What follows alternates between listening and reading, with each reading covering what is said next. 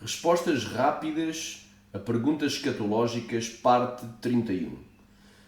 Jesus não iria espancar a sua noiva para depois casar com ela toda machucada. Isto é uma afirmação que muita gente faz e a gente vai responder. Será que Jesus não iria espancar a sua noiva para depois casar com ela toda machucada? Eu considero esta afirmação uma heresia, das piores que eu já ouvi, uma heresia terrível dos pré-tribulacionistas. Vamos então à resposta.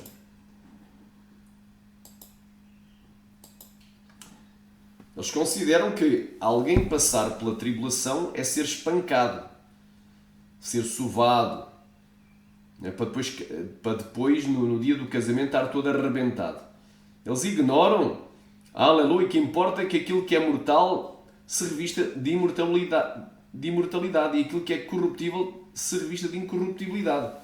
Ainda que alguém seja literalmente espancado, aleluia, ele não vai, e ainda que perca a vida, ele não vai ser ressuscitado com um corpo todo destruído. Aleluia, todo espancado, mas com um corpo de glória. E ainda que ele esteja vivo, mas que tenha sido espancado e que esteja machucado, o mortal se vai revestir de imortalidade. Então, é muita ignorância dos pré-tribulacionistas e muito fanatismo dizer tal afirmação. É até um insulto à inteligência dos cristãos. Olha aí, vamos então à resposta rápida. A igreja passará pela grande tribulação. 2 pontos. Primeiro, Jesus, o cabeça da igreja, foi crucificado. Ele foi crucificado e antes de ser crucificado, aleluia, colocaram uma coroa de espinhos na sua cabeça, cuspiram nele, lhe deram socos, punhadas e lhe sovaram com uma cana de isopo. Lhe bateram. Foi chicoteado, recebeu uma quarentena de açoites, menos 39 açoites. Foi preso, torturado e crucificado, morreu para nos salvar. Aleluia. Ripa lama suriandalamaya. Rova lama nagashuri kontologondologondou. Aleluia. Glória a Deus. Passou várias horas de agonia naquela cruz para dar a vida eterna. Então ele foi espancado. Esse argumento é estúpido. Jesus não iria espancar a sua noiva para depois se casar com ela toda machucada. Então Jesus foi espancado e ele é o cabeça da igreja. Os apóstolos foram martirizados. Segundo reza a história, inclusive Pedro não quis ser crucificado como foi Jesus, mas foi crucificado de cabeça para baixo. Outros foram queimados vivos. Outros foram decapitados. Glória a Deus. Oh, glória a Deus. Lá sai o único que não morreu de martírio foi o apóstolo João, mas passou por uma grande tribulação histórica. Porque, segundo reza uma história, ele foi colocado dentro de um caldeirão de azeite a ferver, mas miraculosamente Deus o livrou de morrer. Então, também nem todos morreremos, dizia Paulo, mas todos seremos transformados. Eis que agora vos digo aqui um mistério, nem todos morreremos, mas todos seremos transformados no momento do abrir e fechar de olhos ante a última trombeta, porque a trombeta soará e os mortos ressuscitarão e nós seremos transformados. 1 Coríntios 15, 51 e 52. Então nem todos morreremos, quer dizer, vão ser dias de grande matança, mas nem todos vão morrer. Porque Jesus mandou fugir, vai haver 2 grupos, um de fugitivos e outro de mártires. Amém? Mas vão passar pela grande tribulação, certamente. A igreja primitiva, durante os primeiros séculos, foi perseguida pelo Império Romano e muitos foram mortos no Coliseu Romano, perante feras e gladiadores. Em quarto lugar, na Santa Inquisição, morreram milhões de cristãos nas mãos dos carrascos e através de máquinas de tortura diabólicas, católicas, feitas pelo catolicismo romano, pelo Vaticano. Quinto, nos dias atuais em países islâmicos, budistas e comunistas, milhões de cristãos sofrem perseguição, são presos, torturados e mortos pela sua fé. Então, todos estes, nos dias atuais, estão passando por uma grande tribulação histórica. Olha lá, na cidade de Baga, na Nigéria, morreram 2.000 pessoas, a maioria cristãs, mortos pelo Boko Haram. Quantos não morreram nas mãos do Estado Islâmico? E por aí vai. E os exemplos são inúmeros. Glória a Deus. Até mesmo em países ocidentais já existe uma grande perseguição, já somos o povo mais odiado, o povo religioso mais odiado de sempre. Somos nós os cristãos bíblicos evangélicos, principalmente os pentecostais e acima de tudo os de sã doutrina, quanto mais os dos últimos dias. A última geração de cristãos, que é a mais apóstata, idólatra, a mais mundana, carnuda e rebelde de sempre, não é digna de escapar da grande tribulação escatológica. Quem pensas tu que és? És tu mais do que Jesus, o cabeça da igreja, e do que os apóstolos?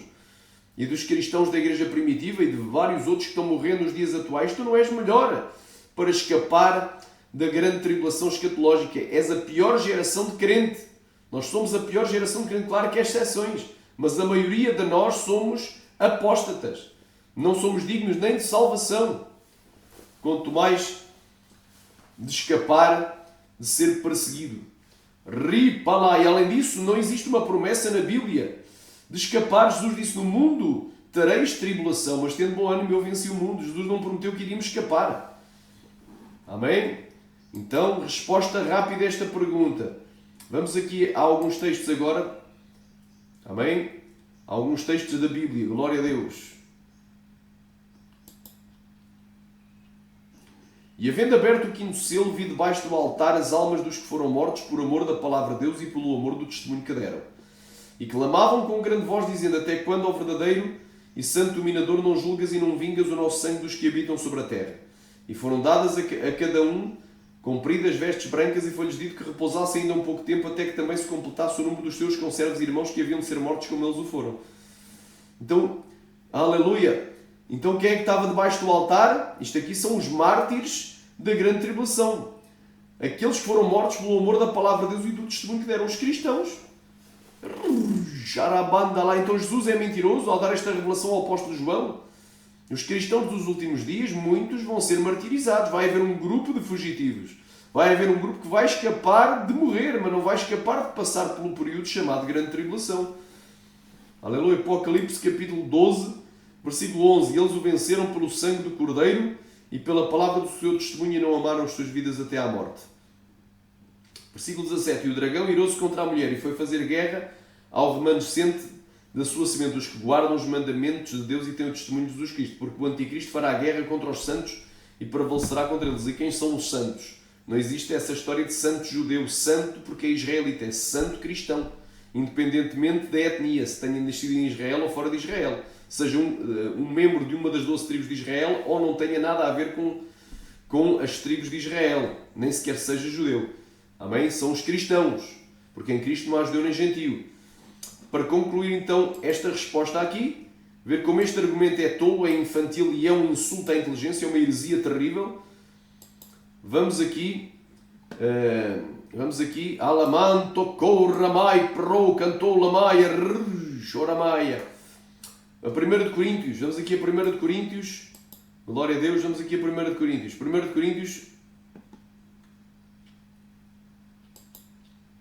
capítulo 15.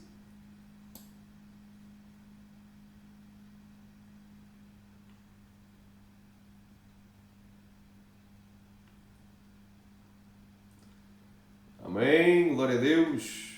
Olha aí, vamos ler aqui. O que eles dizem, não é? Jesus não iria espancar a sua noiva para depois se casar com ela toda machucada. Um argumento estúpido, tolo, burros. Mas olha o que é que diz aqui. Eis aqui vos digo um mistério. Então, se Paulo diz o mistério, já não é mistério, é revelação. Na verdade, nem todos dormiremos. Ou seja, isto vem do grego koimao, nem todos morreremos. Então, nem todos vamos ser martirizados. Mas todos seremos transformados. Num momento, num abrir e fechar de olhos, ante a última trombeta, porque a trombeta soará e os mortos ressuscitarão incorruptíveis. Então, eles, se os mortos, destes mortos, vários ou muitos foram martirizados, foram torturados e ficaram machucados, quando ressuscitarem, não vão ressuscitar com o corpo todo machucado, todo espancado, sovado, arrebentado, não. Um corpo de glória incorruptível, e nós seremos transformados. Ou seja, nós vamos ter um corpo igual a eles. Um corpo de glória. Se tu foste torturado, ainda que tenham tirado uma mão, um pé, um olho, tenham-te cortado a língua, tenham-te cortado um braço, ou os dois braços, as duas pernas, aleluia, tu vais ser transformado, ainda que tenham morto. Aleluia, anda cai, asseme, cai e decapitado, vais ressuscitar com um corpo perfeito, incorruptível, sem mácula, sem mancha, sem verruga. Anda cá, lamaia, subriquenereia. Porque convém que isto que é corruptível se revista de incorruptibilidade, isto que é mortal se revista de imortalidade. E quando isto que é corruptível se revestir de incorruptibilidade, isto que é mortal se revestir de imortalidade, então cumprir-se a palavra que está escrita: tragada foi a morte na sua vitória. Onde está a morte o teu aguilhão? Onde está o inferno a tua vitória? Aleluia! Então a resposta rápida a esta pergunta: Jesus não iria espancar a sua noiva para depois se casar com ela toda machucada. É um claro, aleluia, Rimanagassaia. Não, esta afirmação é uma tolice. Rimanagassaia não tem nada de espancar, porque quem vai espancar a noiva não é Jesus. Quem vai espancar a noiva é o diabo, por meio das duas bestas apocalípticas, do anticristo e do falso profeta. Então, fica aqui a resposta. Amém? Amém? Isto aqui é uma tolice. Quem afirma isto aqui, não é? Jesus não iria espancar a sua noiva para depois se casar com ela toda machucada. Onde é que já se viu? Não é? Veja que tolice. Que gente tola, nécia, meu. Gente que merece todos os adjetivos negativos. Amém? Tem que se converter, nascer de novo. Voltar às Sagradas Escrituras. Amém? Então, se tu gostaste deste conteúdo, te inscreves neste canal, clica, não é clica na notificação do sininho e deixa o teu like para que o YouTube entenda que estás interessado em receber novas notificações. E se sentires da parte de Deus de contribuir, de ajudar com o teu dízimo e oferta para este ministério, está na descrição do canal. Que Deus em Cristo te recompense. Amém.